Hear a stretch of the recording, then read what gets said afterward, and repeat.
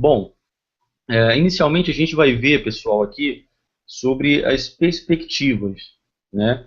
Essas informações que eu vou estar mostrando aqui para vocês, elas são da Association for Managed Vehicle System International, né? Que é a Associação Internacional de Veículos Não Tripulados.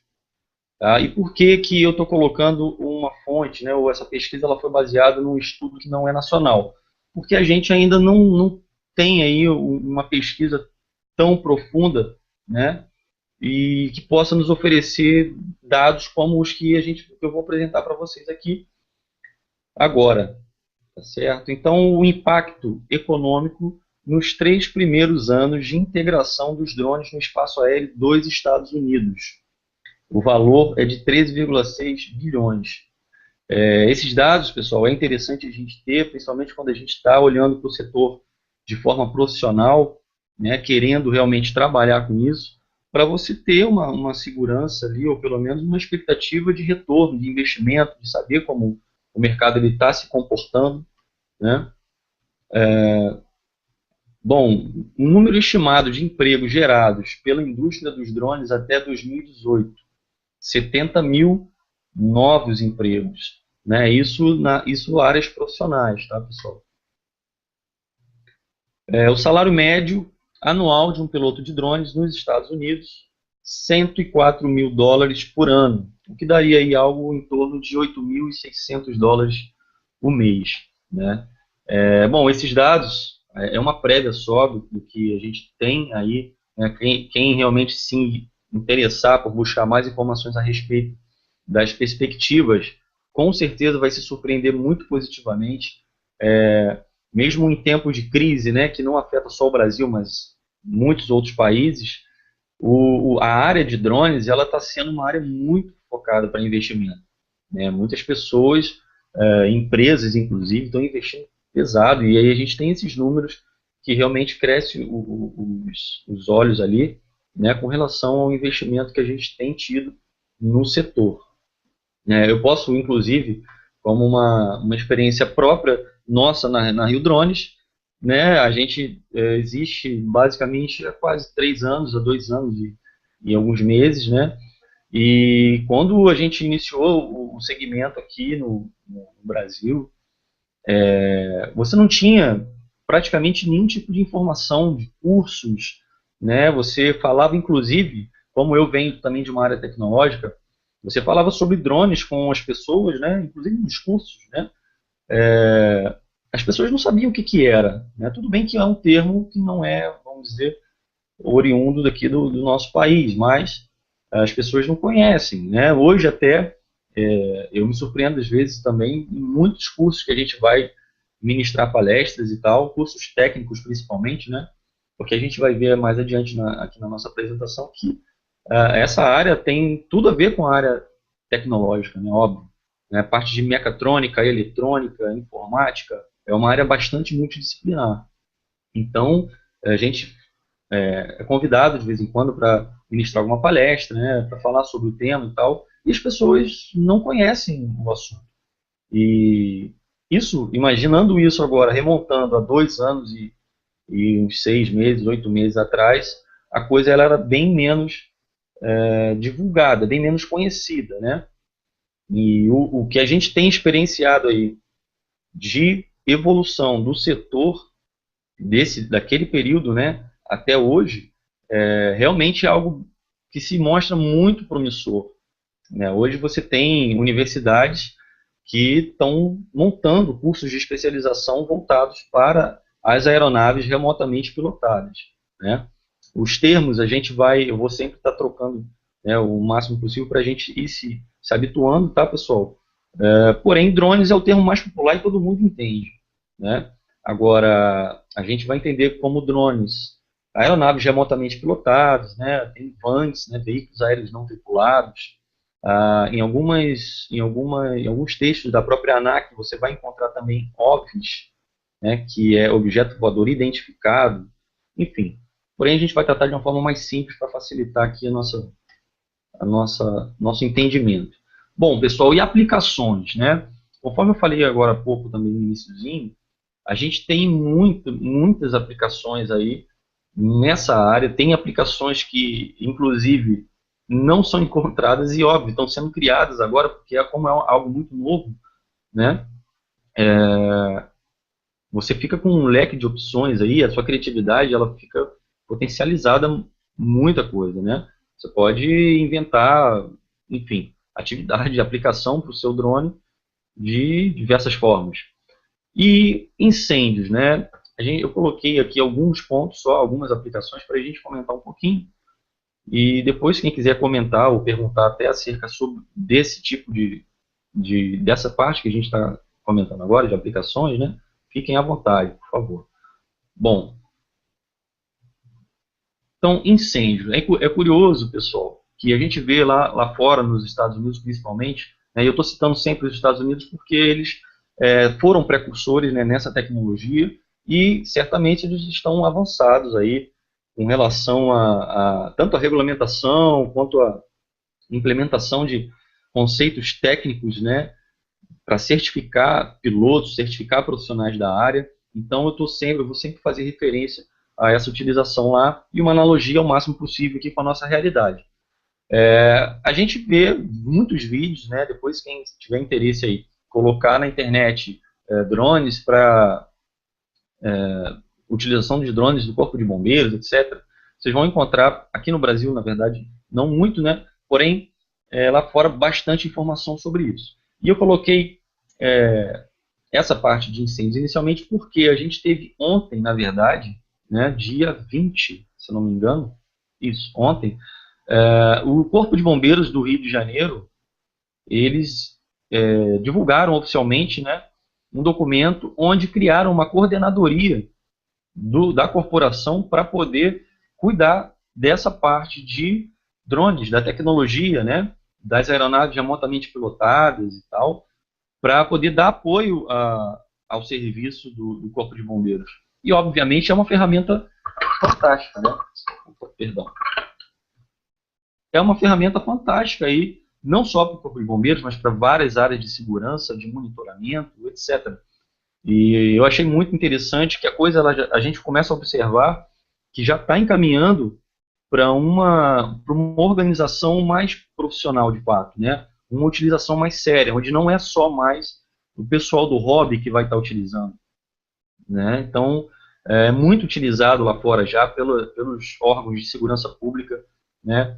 Órgãos também, corporação de bombeiros também, o pessoal utiliza para poder fazer acompanhamento e monitoramento ali de incêndios, né? Dando um apoio ali para a tropa que está em terra, fazendo um combate propriamente dito ali. A gente vê também utilização em desastres. Essa aplicação ela também está mais voltada ali para a área pública, né? A gente teve um desastre alguns anos atrás aqui na região serrana do Rio de Janeiro, onde foram utilizados VANTs, né? Para poder fazer um levantamento após o desastre, levantamento de danos e etc. E foi bastante útil também, demonstrou ali as capacidades aí, né, dessa ferramenta que a gente tem disponível. Bom, monitoramento do clima, né? Isso também não é uma novidade.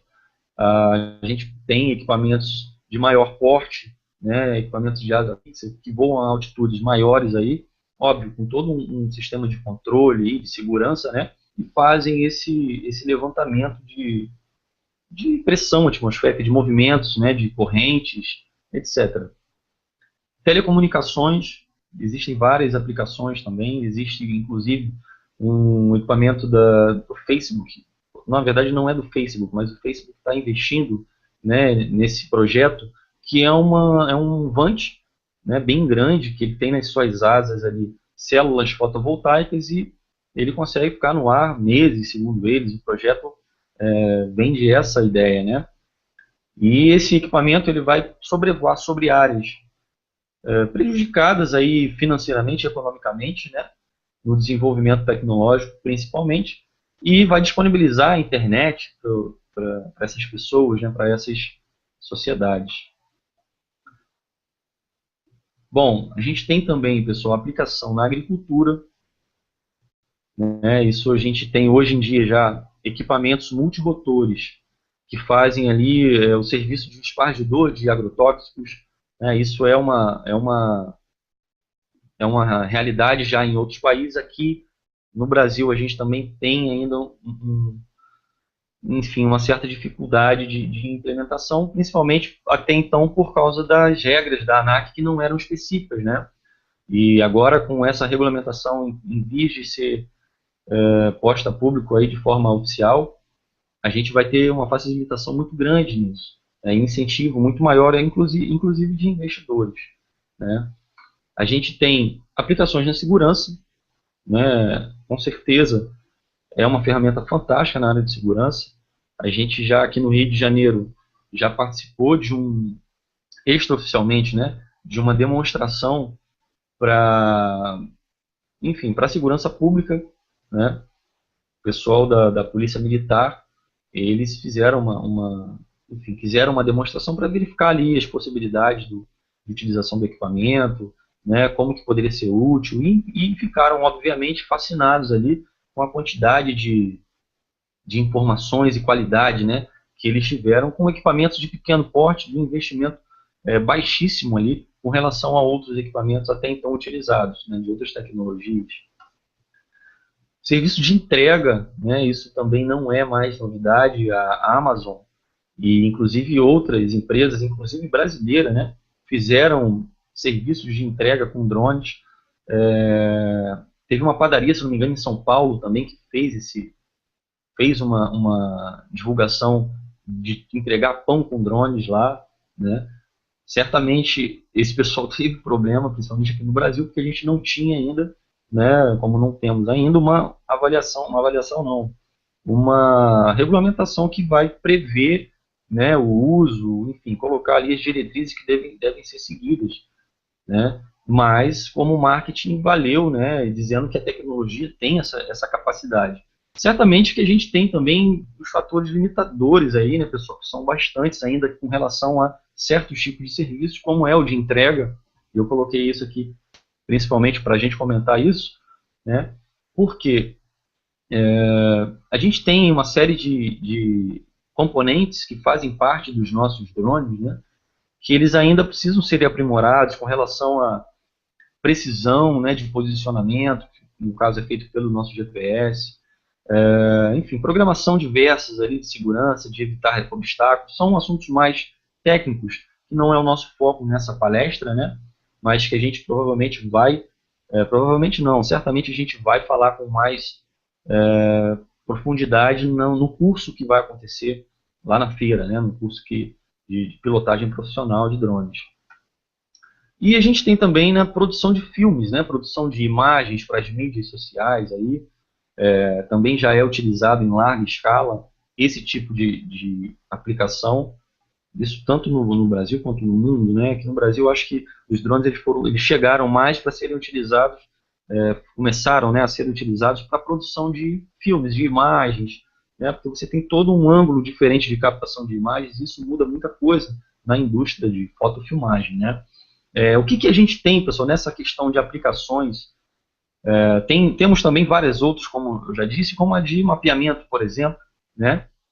E a gente está tendo bastante cliente ultimamente encomendando equipamentos para a parte de mapeamento, que é uma área, enfim, é um serviço que você substitui ali com bastante louvor, né? Porque você tem uma qualidade muito aceitável e um custo muito reduzido com relação aos equipamentos que existem atualmente para fazer serviço de mapeamento, ortofotos, né? Que são aquelas fotos 3D, enfim. Bom, vamos adiantar aqui. Sim, falando da questão dos fatores limitadores, né? O que a gente tem ainda? Por que a tecnologia aqui, né, isso é um posicionamento pessoal meu, tá, pessoal? Por que a tecnologia não se desenvolve tão rapidamente aqui no Brasil quanto em outros países? Não, não, não comparando com países de primeiro mundo, né, ou desenvolvidos, mas com outros países do mesmo porte. Porque a gente tem, o que eu percebo como profissional da área, né, aqui no nosso país. A gente, primeiro, você não tem como ter uma fábrica aqui dos componentes mais, vamos dizer, trabalhados tecnologicamente, como motores, né, algumas controladoras de voo, enfim, alguns componentes eletrônicos, porque você vai demandar um custo muito alto para isso e você não vai ter concorrência com o mercado externo, né? No caso, a China, por exemplo, hoje ela está dominando muito essa parte de drones em si, né, de uma forma genérica. Aí. E não só com equipamentos de baixa qualidade, como eram conhecidos antigamente os chineses, né? Hoje não, os chineses têm equipamentos de ótima qualidade e muito concorrentes, né, no mercado. E aqui no país a gente tem toda essa dificuldade. Você, além de você não conseguir produzir nacionalmente, né, porque até o próprio, enfim, não é nosso foco não é bater questões políticas, né, mas infelizmente a gente acaba caindo nesses termos. Bom, o país a gente tem uma dificuldade de importar as coisas. Né? Essa dificuldade ela gira em torno de quê? Gira em torno dos altos impostos que pagamos. Né? E ainda com o péssimo serviço oferecido pelo único serviço de entregas, basicamente único, né, que nós temos aqui no país. Isso dificulta muito o trabalho, né, de uma área como essa nossa. Né, de vocês que, se não estão na área profissionalmente, que estão pretendendo entrar, vão perceber isso.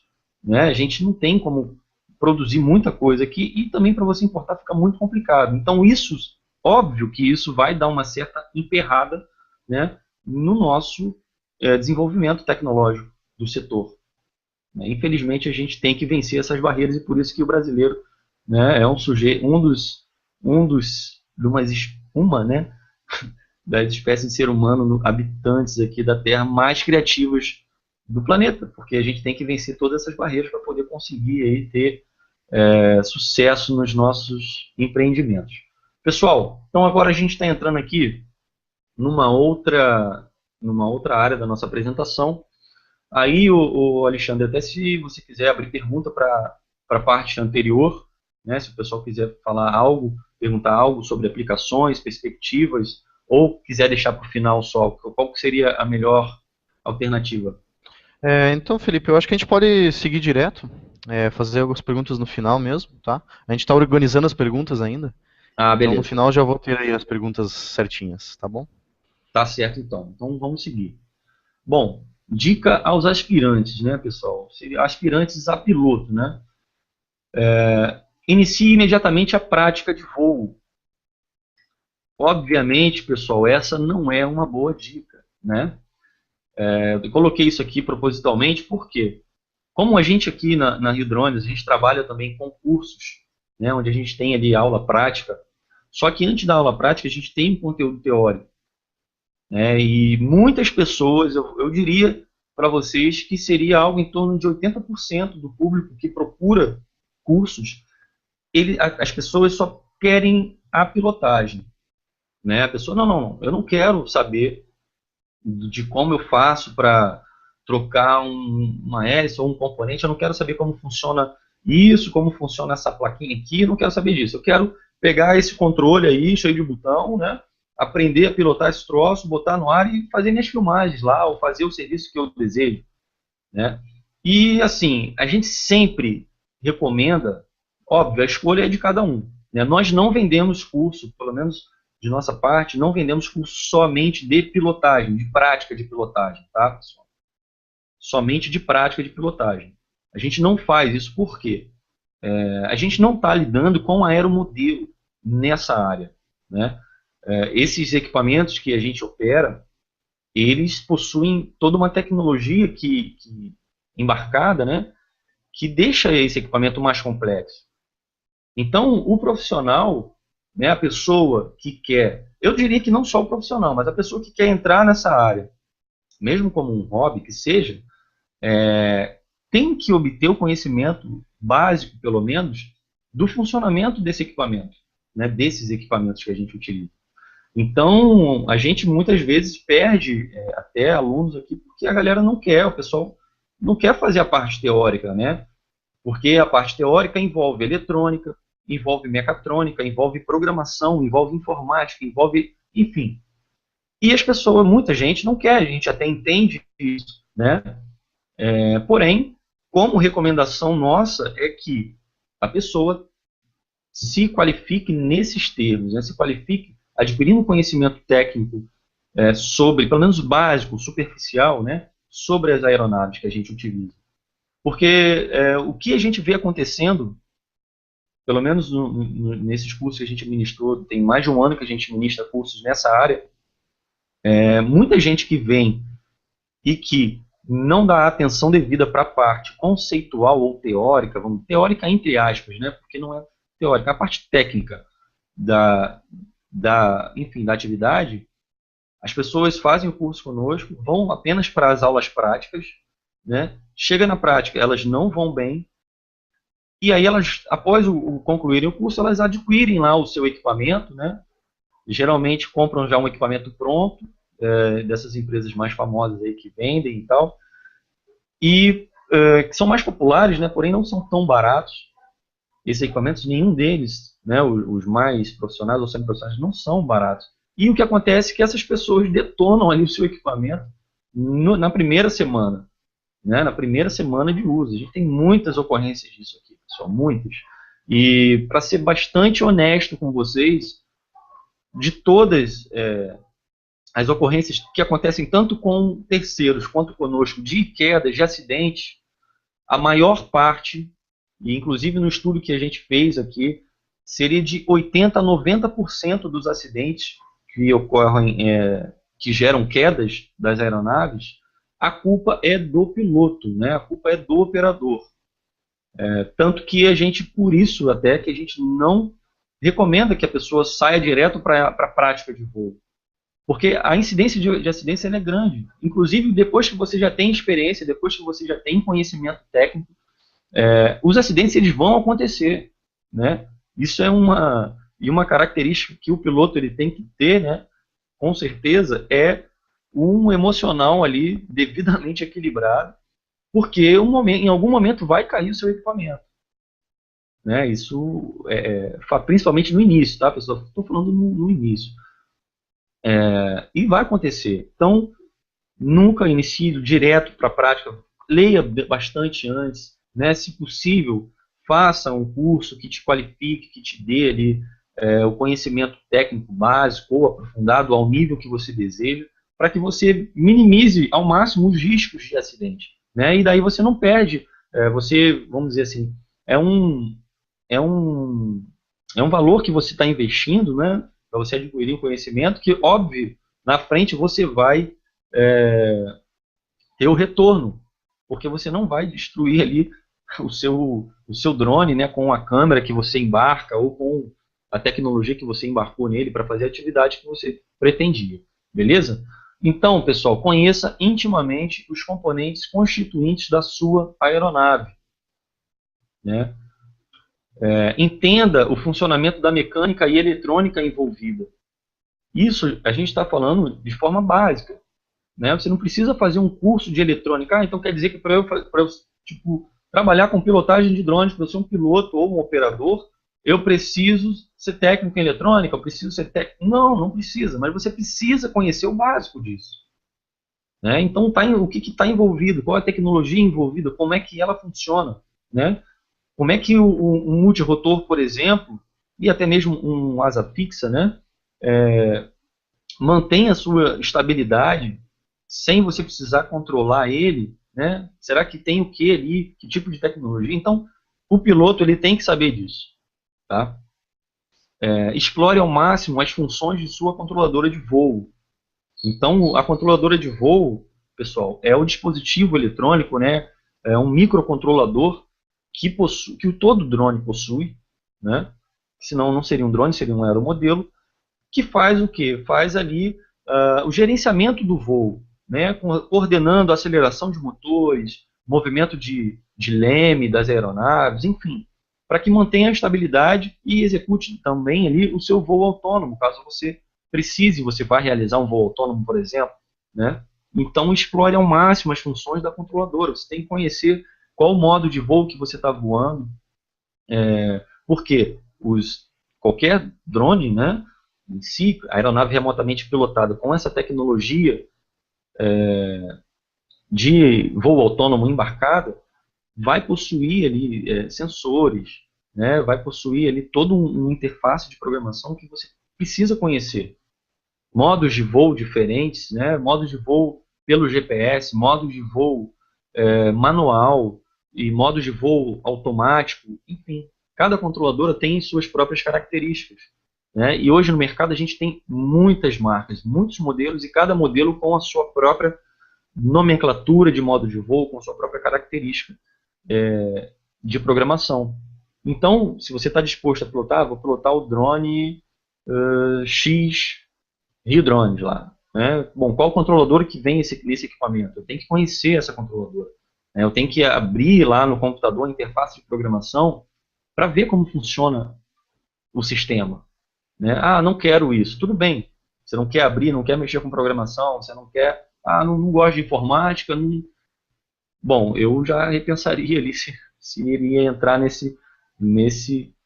nessa área de piloto de drones, porque tem tudo a ver. Essas áreas são muito correlatas. Você não tem como excluir uma e ficar só focado, não. Eu sou bom ali na pilotagem. Não, não tem isso, pessoal. A gente está falando de equipamentos que são controlados por um computador. Basicamente isso. Tá? Bom, aprenda o básico sobre radiofrequência. Quando a gente comenta isso aqui, pessoal, radiofrequência, por que aprenda o básico sobre radiofrequência? Né? Por que um piloto tem que conhecer um pouco sobre esse assunto? Perdão, o microfone caiu aqui de novo. Então, porque todo comando e controle que você emitir e receber do seu equipamento é feito através de radiofrequência. Né? As imagens, inclusive, que você estiver captando, e se você estiver fazendo ali o acompanhamento em tempo real do voo, através de um monitor, né, em terra, uma estação em solo, você está fazendo essa comunicação através de radiofrequência. Né? No nosso espaço aéreo, né, a gente tem ali diversos tipos de ondas e de frequências trafegando incessantemente pelos sistemas de telefonia, de televisão, tudo isso é radiofrequência. Então a gente tem que compreender o básico sobre como funciona, né, esse tipo de onda, como se comunica, o que gera interferência, né, o que eu posso fazer para minimizar ao máximo o risco de eu cair com o meu equipamento, né, qual tipo de área que é considerada área arriscada de eu fazer um voo, seja ele para qual fim for. Né? Por exemplo, você vai fazer um voo ali próximo a torres de comunicação, de telefonia, né? E aí, é arriscado? Sim, já houve casos de pessoas que tiveram, perderam seu equipamento porque perderam o sinal nesse momento. Né? Fizeram um voo perto dessas torres. Infelizmente, a frequência de comando e controle do piloto estava recebendo interferência da comunicação da torre. Né? Ah, mas a faixa de frequência é diferente, não teria... Sim, pode ser diferente, mas dá interferência. Isso aqui a gente vai tratar de forma mais técnica no nosso curso de pilotagem na feira, para quem for realizar. Tá? Pratique e conheça os limites e potencialidades de sua aeronave, que é o que? A prática de voo, né, pessoal? Aí sim, você tem que praticar. Né? Você pode praticar num simulador também, né? Bem para aqueles que se consideram com dificuldade nesses termos, e a gente sabe, né, quando a gente tem mais dificuldade ou não, pratica num simulador antes, num computador, né? Não é, obviamente, a mesma coisa, mas pelo menos a dinâmica de comando e controle você vai conseguir assimilar, né, movimentos. Isso os simuladores eles te proporcionam de uma forma excelente. Então pratique no simulador, depois que você já pegou a dinâmica de controle, pratique num equipamento de menor porte, né? Não um equipamento profissional já com uma câmera 5D embarcada, por exemplo. Então a gente tem que sempre minimizar os riscos, né? E assim, é engraçado que você, depois que vocês pegarem a experiência, um pouco mais de experiência, né, vocês vão começar a se sentir seguros sobre o voo, sobre a aeronave e tal. Isso é positivo. Né? Agora, você tem sempre que manter o equilíbrio entre a segurança e a disciplina de conferência ali, do checklist de voo. Né? Porque quanto mais seguro você está, muitas vezes, né, a segurança em excesso te torna uma pessoa displicente. Você acaba esquecendo de fazer certas conferências. A gente vai ver mais adiante aqui. que vão te causar um acidente. Então, a prática, ela é, obviamente, né, a gente está falando de pilotagem aqui de drones, então a prática ela é fundamental. Tá? Bom, voltando aqui para a parte de... Depois a gente fala ali daquela área de multidisciplinas, né?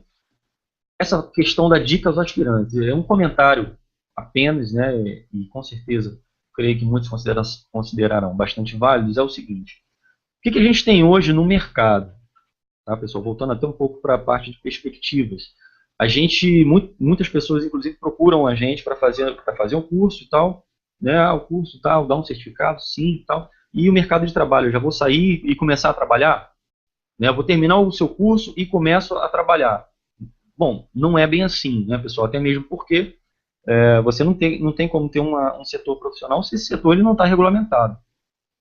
Então, hoje, as pessoas fazem serviço de drones e com drones, né? Seja de mapeamento, seja na agricultura, seja de fotofilmagem, porém, esse serviço ele ainda não está totalmente regulamentado e oficializado. Como a gente já está em vias de ter essa oficialização, né? Certamente esse setor profissional ele vai ser criado, as profissões elas vão começar a serem determinadas, né? E de nossa parte, principalmente aqui, o que a gente observa? Tem muitas empresas, né? E algumas delas já estavam em andamento, a gente tinha projetos em andamento com algumas empresas, né?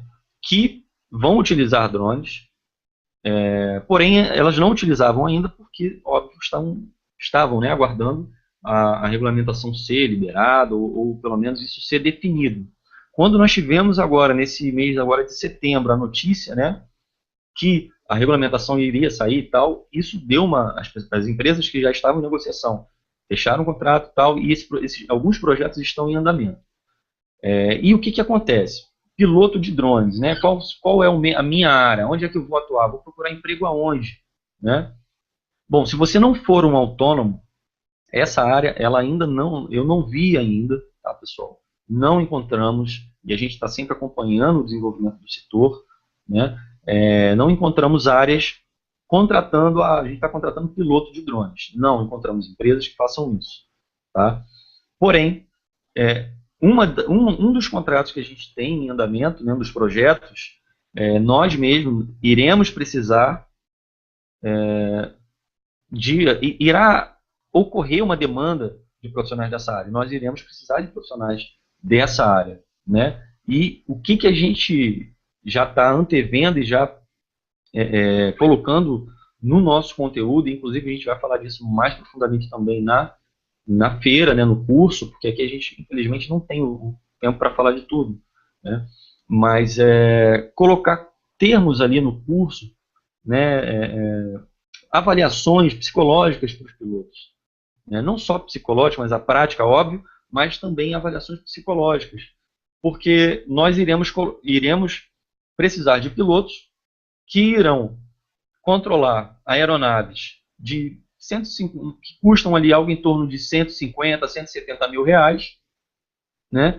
E essa profissão, obviamente, ela vai começar a evoluir com relação à remuneração, né? Com relação a conhecimento técnico, o que um piloto precisa, e quem é que vai determinar? O ponto que eu estou querendo explicar é isso, quem é que vai determinar o que é necessário? É o próprio mercado, né, pessoal? Por isso que eu quis dizer dessa experiência nossa, porque quem é que vai colocar um piloto, né, para operar uma aeronave aí que tem um custo consideravelmente alto, né, que pesa algo em torno de 18 quilos e, enfim, pode causar acidentes, etc. Então você precisa de um profissional, com certeza, para poder operar esse equipamento. Você precisa de um profissional capacitado, você precisa de um profissional que tenha um conhecimento que nós sabemos que é necessário, que é o quê? É o que a gente acabou de falar aqui, é o conhecimento técnico, né, da coisa, de como funciona toda a sistemática, todos os processos que envolvem um voo de vante. Então, eu estou comentando isso para que as pessoas entendam, né, para que nós entendamos melhor o quão é necessário você conhecer isso. Nós não contrataríamos uma pessoa que aprendeu apenas uma pilotagem de drones, a prática, né, vamos dizer assim. Então, assim, o mercado, assim que vai se desenhando, assim que ele vai se desenvolvendo, né, as exigências e requisitos, eles vão se preenchendo de acordo com as necessidades, do que a gente vê que é importante. Tá certo? E aí eu comentei até, voltando ainda aqui, antes de concluir, né, sobre a questão do psicológico, né, do psicotécnico. A gente está em contato com o pessoal da área de psicologia, de universidade, para a gente desenvolver a parte do curso que vai abranger psicotécnico para o piloto de drones. Porque durante todo esse tempo que a gente tem ministrado cursos, a gente vê que na prática, pessoal, muitas pessoas, né, não são indicadas a serem pilotos, né, ou operadores, tá? Por que isso? Porque você requer um certo equilíbrio ali, um certo condicionamento ainda psicomotor, além da questão emocional, óbvio, né? Mas você precisa de um condicionamento psicomotor, de uma habilidade psicomotora, que, óbvio, não é muito difícil. Nossa, você é piloto de drone, precisa ter habilidade psicomotora. Você tem habilidade psicomotora porque você anda, né? Mas o que acontece? A gente observa que tem pessoas que têm mais facilidade. Isso é normal, óbvio, né? Porém, em contrapartida, tem pessoas que têm muita dificuldade na pilotagem, na prática, né? E essas pessoas, inclusive, nos treinamentos que a gente ministrou para o Exército, agora os 2 últimos grupamentos que embarcaram para o Haiti, nós ministramos um treinamento de pilotagem de drones, né? Um pequeno curso de pilotagem, e a gente colocou isso em prática. A gente fez uma avaliação psicotécnica, né, dos militares, e onde aqueles que não tinham a habilidade que a gente considerou indicada, né, ou melhor, ideal, essas pessoas, é impossível então para essas pessoas aprenderem a pilotar? Não, não é impossível, tanto é que todos aprenderam. Porém, existem aqueles que têm mais facilidade, né, e esses foram os que nós indicamos para ocupar ali a função de pilotos. E os outros? Você tem outras funções, você tem o operador de câmera, né, da aeronave, enquanto um pilota, o outro fica operando a câmera. Você tem um copiloto, que inclusive eles vão utilizar isso, né, lá no curso. A gente fez esse planejamento onde vai ter um piloto e vai ter o copiloto, que vai ficar apenas olhando a tela de visualização do sistema de telemetria, que é o sistema que te informa todos os dados de voo, né, em tempo real. Então, quis falar um pouco sobre isso aqui para a gente observar que a coisa está caminhando, né, e se desenvolvendo de uma forma bastante positiva, né, e séria. Então, aqueles que estão se interessando em adquirir conhecimento, com certeza não é um tempo perdido, né, ou um curso também, um valor investido aí erradamente, tá, pessoal? E a importância do conhecimento multidisciplinar para o profissional, a gente já comentou bastante sobre isso, né? Ela é fundamental, né? Tanto que você vai ter ali a informática atuando aonde, né? Na parte de programação, você tem a interface ali de programação, de fato, né? Que é onde você vai visualizar isso através de um computador. Você liga o seu equipamento, né? A controladora ou o seu sistema aéreo não tripulado, que também é um outro termo que a gente encontra aí, né? Sistema aéreo não tripulado. As interfaces, elas são programas de computador, né, onde você vai conectar ali o seu equipamento, a sua aeronave, e ali você vai fazer a programação e os ajustes, né, que você considerar necessário. Automação. Onde que está envolvida a automação? Você tem sensores ali, pessoal. A gente tem sensores, a gente tem ali a calibração desses sensores, né? Isso é automação. Porque, mediante a leitura desses sensores, né, o que acontece? A controladora tem os sensores embarcados, né, então ela tem um sistema também que lê o que esses sensores estão captando de no mundo externo. E a partir daí, a programação entra em ação, né, através da eletrônica, né, dos microcontroladores que tem ali, eletrônicos, né, lendo os sensores que estão embarcados, vão promover o quê? O movimento necessário para você realizar ali o voo que você quis. Seja um movimento de radiocontrole, né, no rádio controle, ou seja, uma programação de voo autônoma. Então, por isso que essa questão da multidisciplinaridade, né, de drones, mesmo até de um piloto de drones, está envolvido ali numa área multidisciplinar, isso é muito importante, né? Então a gente tem que ter essa consciência de, para você ser um profissional que realmente quer entrar na área, né, como piloto, vamos dizer assim, você precisa ter isso em mente e se qualificar para isso, né, pessoal? A gente vê que, com certeza, o mercado ele é exigente, né? Ninguém vai colocar ali uma pessoa que você vê que não tem o preparo e até mesmo o interesse necessário para ser um piloto, né, se a pessoa não quer, não gosta de informática. Igual a gente teve muitos alunos, né, assim, não quero saber de informática, não quero saber disso e tal. Tudo bem, isso não é um fator impossibilitador. Tá? Tem que deixar isso claro também. Tá? Não quer dizer que se eu não gostar de informática, ou de eletrônica, ou de automação, ou de mecatrônica, eu nunca vou poder pilotar um drone. Não é isso, né? Mas eu estou dizendo o seguinte: se você quer ser um profissional diferenciado, você precisa conhecer isso, né? Você não precisa ser um engenheiro de eletrônica, né? Mas você precisa ter o básico, saber que tem ali os microcontroladores, que eles controlam, né, os sensores e etc. Tem que conhecer essa interação, por quê? Mas por que o piloto, né? Por que um piloto precisaria ter esse tipo de conhecimento? Porque numa situação de emergência, isso faz total diferença, pessoal. Total diferença. Uma pessoa que tem um mínimo desses conhecimentos aqui, consegue, antes de fazer o voo propriamente dito, consegue identificar que alguma coisa não está certa. Consegue ver que tem algo errado, alguma leitura ali está errada. Né? Porque o sensor de acelerômetro ali não está marcando o nível que deveria, por exemplo. Né? Algo está errado. Tenho que ver o que está acontecendo. Vou conectar o computador e vou verificar. Bom, isso é um piloto profissional. É um camarada que minimizaria ali os riscos de uma queda, de um acidente. Beleza? Então é isso que eu queria deixar claro nessa parte. Tá? Informática, automação, eletrônica, mecatrônica.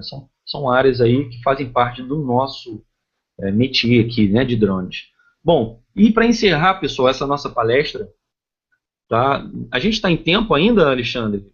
Como é que está de horário? Oi, Felipe, aqui é o Alexandre. Sim, temos mais alguns minutos ainda. A gente vai fazer um bate-papo com você, né? Mas pode ficar Beleza. tranquilo aí para fazer o encerramento. Beleza, então. Então aqui, pessoal, a parte de cuidados, né, que a gente deve ter.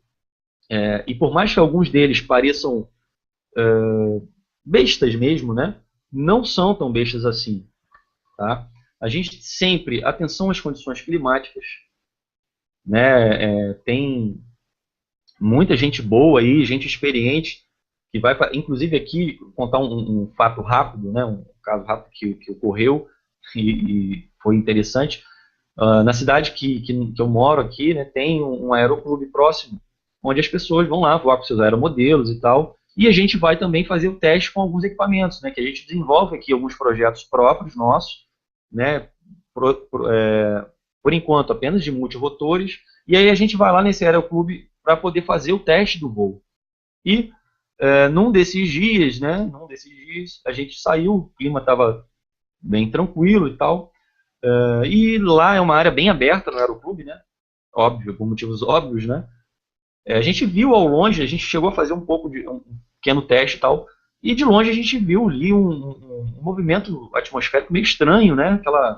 Uma nuvem negra se afastando atrás do morro, enfim. Uma coisa, pessoal, não sou um analista de meteorologia nem nada disso, tá? Estou falando de uma forma bem básica aqui, beleza? Para que fique até fácil da gente entender. É o que eu falei, são coisas óbvias, mas que fazem total diferença. E daí muita gente boa lá, né, experiente no aeromodelismo, continuou voando com seus aviãozinhos lá, né, tem uns paraglides também, não sei se o pessoal conhece isso. Paraglide é tipo de um paraquedinha, né, que você tem um motorzinho ali atrás e tal, e enfim, é um aeromodelo também, né? E a galera continuou voando e tal, e enfim, até brincaram na ocasião, né, com a gente lá, que a gente era o único que estava com multirotor, era um drone multirotor. Falaram, tá com medinho do vento, né? Estão com medinho do vento, não sei. Em suma, o que aconteceu nesse dia? Teve um grande vendaval, né? Realmente estava se aproximando ali uma corrente de ar, enfim, poderosíssima, causou um grande vendaval e algo em torno tinha umas 15 pessoas, né? Mais da metade delas perdeu o seu equipamento lá. Né? Tinha, inclusive, esses paraglides sumiram no céu, o vento simplesmente levou o negócio lá e depois, né, a gente aqui brincou com eles e eles não ficaram nem um pouco satisfeitos, né? Foi uma piada não muito agradável, mas foi engraçado ainda assim. Bom, então, pessoal, atenção às condições climáticas, né? Conferência de baterias sempre, antes do voo e depois do voo, né? Primeiro, conferir se a bateria está plenamente carregada antes de você executar o voo, né? Durante o próprio voo, fazer o gerenciamento da energia, de que forma? Você tem que ter um sistema de monitoramento disso, você tem que ter um sistema onde você vai estar visualizando ali quanto tempo você pode voar, né? Isso é básico, né? E após o voo, você tem que verificar se a sua bateria não aqueceu sobremaneira, você tem que verificar se se ela não inflou, né? Porque as baterias de lipo que a gente utiliza, e quando a gente fala de drones, a grande maioria deles vão utilizar baterias de lipo, né? Nós não estamos falando de drones de grande porte, né? Que são aqueles equipamentos militares, a gente está falando dos equipamentos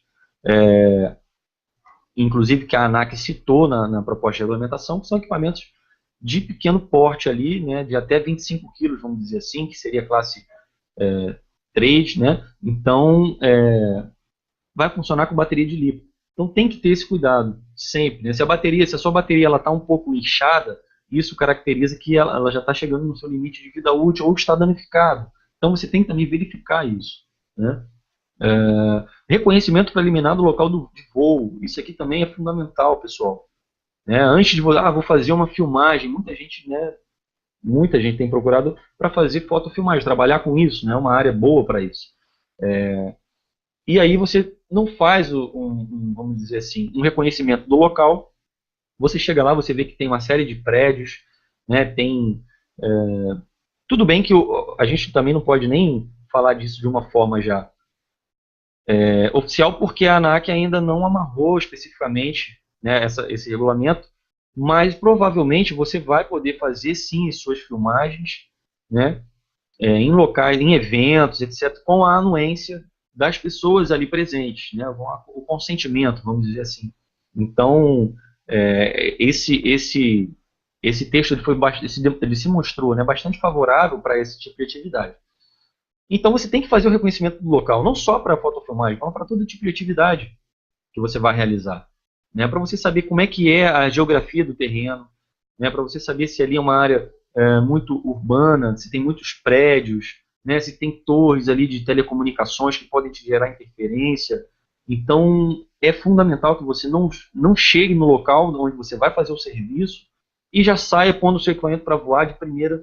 Não faça isso, né? Eu já vi muitos acidentes, inclusive nós já tivemos acidentes assim, de fazer voos ali de última hora e por falha nossa, a gente teve um acidente, uma perda de sinal, né? E aí, quando você perde o sinal, o equipamento ele tem o fail-safe, não é isso? Que é o sistema de segurança que traz o seu drone de volta. Porém, se você tem ali prédios e árvores e etc., o seu equipamento ele vai voltar sem comando, né? Ele não vai desviar de obstáculos e certamente ele vai se chocar. Tá? Observar possíveis zonas de interferência, né, já falamos. Fixação de parafusos e hélices, né, não precisa nem ser nenhum expert, nenhum técnico de drone para você verificar isso. Então, vai fazer um voo, sempre verifica, porque, pessoal, é uma aeronave. Né? O que sustenta as aeronaves que nós temos, né, pelo menos na tecnologia atual, são as hélices. Né? As hélices são, junto com os motores ali, às vezes, do sistema de propulsão. Então, você tem um motor, né, ou motores, no caso dos multimotores, que estão ali funcionando em alto giro. Né, e isso gera vibração, né, pessoal? E vibração e parafusos não é uma combinação muito boa. Então, é sempre estar conferindo isso daí. Você tem formas de você minimizar isso, né, óbvio, utilizando algumas substâncias, né, como os trava-roxas que existem, enfim, outras várias maneiras. A gente vai comentar isso mais no curso também, né, na feira. Porém, tem sempre que verificar esse detalhe, tá, pessoal? Eu coloquei aqui os que mais causam acidente, que a gente mais vê, que são causadores aí de falhas, né, e de quedas. Tá? Programação da controladora de voo. Então, aqui também está ligado com você conhecer a programação, você conhecer a sua controladora, você saber ali quais são os modos de voo, se ela está fazendo as leituras corretamente dos sensores, né? Porque às vezes você vai, eu comprei o equipamento prontinho, eu não quero prestar atenção nisso, né? Bom, tudo bem. Agora, se o equipamento veio com algum defeito, né, ou com alguma má calibração e você não verificou isso, você vai perder o seu equipamento que veio prontinho para voar, né? E aí você vai devolver ele para quem lhe vendeu, né? E muito provavelmente as fábricas elas, né, não serão aqui do Brasil, né? A não ser que você compre conosco, né? Então, poucas fábricas tem aqui no Brasil, né? A gente vê aí algumas empresas já estão vendendo projetos próprios e tal. Agora, o mais famoso, né, pessoal, que é aquele branquinho, que eu não gosto muito e não vou falar o nome, ele não é brasileiro, ele é chinês. Então, deu um defeito, vai mandar para a China e você vai ter ali a sua resposta, ou melhor, você não vai ter a sua resposta. Todo mundo que eu tive notícia que fez isso, mandou equipamento por falha, teve uma falha, mandou de volta, né? Eu não seria louco de fazer isso porque não tiveram resposta ali. Bom, e enfim, pessoal, então é isso que eu tinha programado para a gente comentar hoje, tá? Nesse nosso encontro online. Aqueles que porventura forem lá na feira, né, nós da Rio Drones estaremos lá como expositores na feira, né, iremos levar um projeto nosso, que é o Vortex, um equipamento, um Hexa multirotor, né, desenvolvido por nós mesmos lá, bem bacana. Esse equipamento ele pode ser utilizado para diversas finalidades, para diversas aplicações, para monitoramento, mapeamento, segurança, etc. Tudo vai depender da tecnologia que você vai embarcar nele, né? E também estarei lá ministrando o curso, né, de drones, pilotagem profissional, na Drone Show. Então a gente se encontra lá, né, por lá. E nas palestras também, tem 2 palestras que estarei participando, falando de assuntos correlatos aí, né, de drones para a área de fiscalização de obras, enfim. Bom, Alexandre, acho que é isso aí. Então, está aberto aí a perguntas do pessoal, tá? Fico aqui à disposição.